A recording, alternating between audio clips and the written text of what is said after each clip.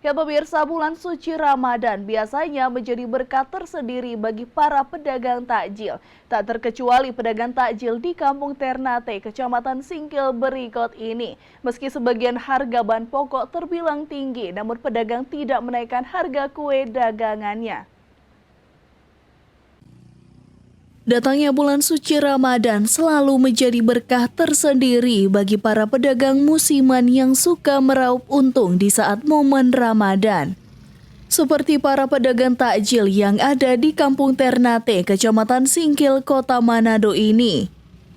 Berbagai menu untuk berbuka puasa seperti aneka kue, kolak, buah segar dapat Anda temukan di sini.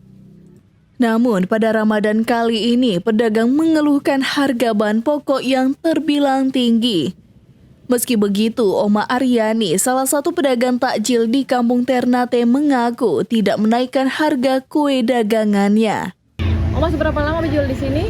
Selama seboleh 15 tahun. Tapi berjual cuma setiap lebaran Ramadan atau bagaimana? Tiap mendekati lebaran, no? Yang dijual apa saja? Ya, banyak macam-macam. Ada ikan masak, ada es botol, beberapa cookies dan.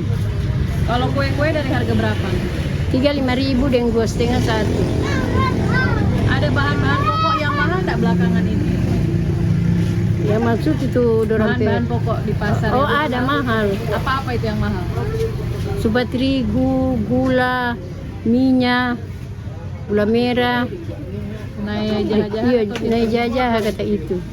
Oh, jadi harga harga jualannya naik atau bagaimana? Muka senai tetap orang cari dangkang kukis murah.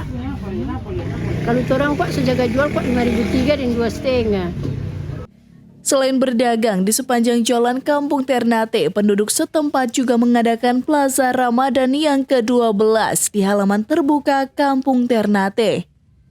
Regina Mangke melaporkan untuk Kawanua TV.